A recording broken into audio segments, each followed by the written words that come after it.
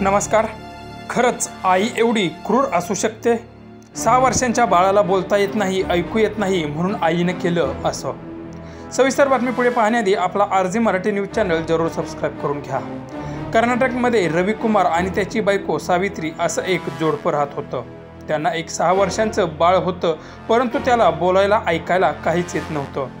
यावरून रविकुमार आणि त्याची बायको सावित्री हे दोघेही नाराज होते आणि यांच्यामध्ये नेहमीच यामुळे वादही होत असे. इतर मुले खेळताना पाहून त्या नवरा बायकोला मात्र दुःख व्हायचं. खूप उपचार केले, परंतु त्या बाळावर काहीच फरक पडला नाही. शेवटी रवी या आपल्या पोटच्या गोळ्याला वैतागला. याला कुठेपर्यंत असंच सांभाळायचं, यावरून खूप मोठा वाद नवरा बायकोमध्ये झाला. यानंतर सावित्रीने याच्यामुळे आम्हा नवरा बायकोमध्ये भांडण नेहमीच लागतात म्हणून सावित्रीने वैतागून त्या 6 वर्षांच्या बाळाला मगरी असलेल्या तलावात जिवंत फेकून दिलं. त्यानंतर काही दिवसांनी ही घटना उघडकीस आली.